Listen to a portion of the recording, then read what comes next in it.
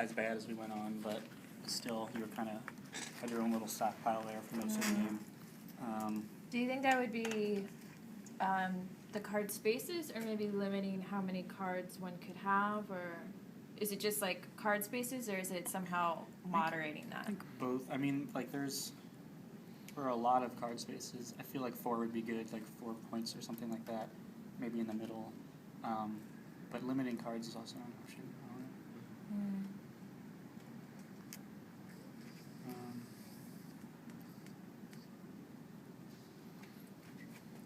I like the idea of like limiting the heavy card. You can only have 2, and then if you want to more like here, you need to change your card with new one. So like increase the strategy. Kind of like how your guys' game was last time. Like you could choose whether to have that card or trade it in. But because there's so many cards, I like the thought of maybe limiting to like 2 or like 3 or something like that. And I love the idea of the bubble, like the protective bubble, and like traveling together. I think that could be really interesting. Tahim, what about you? What do you think about the game as a player? It's a lot of procedures and where to move. Overall, I think it's a pretty good game in terms of strategy and placement. Of course, you need to have magnetic placeholders for the bridges, as we was talking about earlier, the game's process, the game's duration. You said it's hard to. It's a big procedure to move. Yeah. By rolling dice and also placing the bridges onto the certain line segments. I think that helps add the challenge to the game because if you were the game master, like you have no problem moving, right? Like you. No, other than my challenge in counting. Yeah. But so, Tahim, can you think of a way to kind of streamline that? Streamline, what do you mean? Because it's interesting, because as you're playing as well, you're laying down the bridges after, right? And then, thinking theoretically you need the bridges to cross, so they're laid down before, right? So for you, the laying down the bridges seems to not really hold a lot of value. It's more about actually having the bridges than laying them down physically on the board. Well, to me, it seems that the bridges are it's a very creative idea, but I don't think it's necessary. I believe that it should be just move the piece and that's it. This gives the players more faster way of, I guess, overcoming an obstacle. Mm-hmm. And the game goes quickly by. So no more waiting for people to move and so on and so forth. I would also say that I throughout the game I never, maybe this is just like a singular time, but like I never really had a shortness of bridges. I was pretty abundant. Mm-hmm. He was rolling really well too. That's true. He is Consistently. got a good bridge builder. It's kind of pure luck. So, and for you guys that made the game, can you talk about like the process a little bit? Like what was challenging, what you guys found that really make the game kind of come together, or what you guys had in there that was making it fall apart? Like the balancing was really hard, like make it even to the game master and the players. Mm-hmm. They play game master is kind of strong, and the game master can move anywhere by rolling dice, and then you need to kind of decide these spaces, the location of spaces. Like, he was really kind of thinking about does it like make it even if we put here or here, like that kind of things.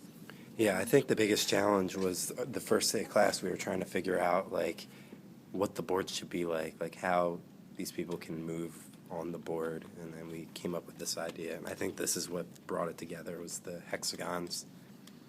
Because we had the idea of that, and then once we actually like put them all in like a puzzle, it really like fit together. Mm-hmm. But then it was a challenge figuring out how to move on the hexagons.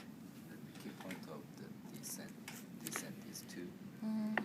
The original point was here, Mm. but he changed. He's kind of wanting to change, like putting here, like kind of giving a last chance, and then we need to get a 6, go over here just by 1. Mm-hmm. So it's like you're safe, but then you need to get the highest roll just to get to the end. So I thought that would add a challenge to it, but also added a challenge to you just getting out when you started off slow. So then there is no space can move like without bridges. So Mm-hmm. I don't have bridges like surround here. Mm-hmm. It's. I mean, I think this is a. I mean,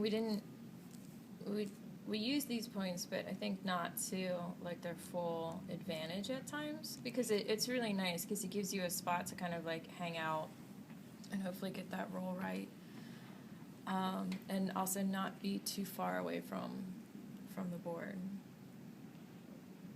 So it's interesting. Because the one space where it says move 5, like if you move 5, you can't make it, so it's based on your roll. I would Yeah, say. it's almost there. Yeah. And this whole idea that you can't hang out in the black in the void. I don't know. I can't remember if you said it in your rules, but I think that that's really important to like explicitly state. I mean, maybe you guys did in the beginning, because that it's a really interesting part of your game, and thinking about like the rolls, the bridges, also in thinking about like the net, like the space that's out there, versus just making it like spaces that you can go to, right? So I appreciate the fact that that's in there, because you really have to think about how to move. Like you can't just automatically move. The whole like I was kind of obsessed with the making relationship between the users. Mm-hmm. Like the builder need to think about distributing these bridges and the attackers, and has a kind of responsibility to protect the things and the defenders. Same with the same. So I don't know, but that was really hard. Kind of thinking about the roles. I think it was pretty successful, though. Like, because we could have had it 2-on-2, but I think that's a totally different style of game. I feel like 3 against 1 makes it seem like, I don't know. I just feel like it's even Yeah. when it's 3 against 1 for some reason. Like, Well, I think it makes sense in relation to the powers that I have and how I move, and the powers that you guys have. The one thing, Seok's talking about like the responsibility that he has, and I think, to me, that's one of the really interesting parts of how this game can be played. And I don't know how I don't know how I feel about it, but it points to this interesting kind of dichotomy. Obviously, if we're playing like the real game, everybody needs to get over here. But the short version, only one person needs to get over here. So in one sense, building bridges, you can just use those selfishly, or you can use them amongst your team to kind of help that. And so, I mean, having it just kind of be open the way it is, it's kind of like a subtle dynamic about how you guys work together or don't work together. And I wonder if, without having that dichotomy in the game, how the game would feel if there was some other mechanics to try to encourage like this idea of team, right? I think there would have to be like a considerable amount of elements kind of added in there in order to help like facilitate that and encourage that. But it's a really interesting way to kind of go about this. I don't know if maybe something in your story could be articulated to kind of hint towards that, or there could be even like certain moments of the game where you guys like unanimously have some capability or like task, or there's something else that you guys share other than the goal to get to the side. Do you know what I mean? Maybe like, I don't know, something happens and, you know, you have, I don't know, like what would you have programmed? Maybe like, this is kind of a rough idea. Is this what you're talking about? So say there was just like this spot in the middle of the board where like the player, attacker, defender, and builder have to move together and talk to each other more to get to a certain space in the middle before they can progress to the end of the board. So it gets rid of that problem or that idea of one person just being like, I'm going to take all the bridges and rush to the end. Or it kind of prevents people from jumping ahead versus leaving people behind. That'd be one way to go about it.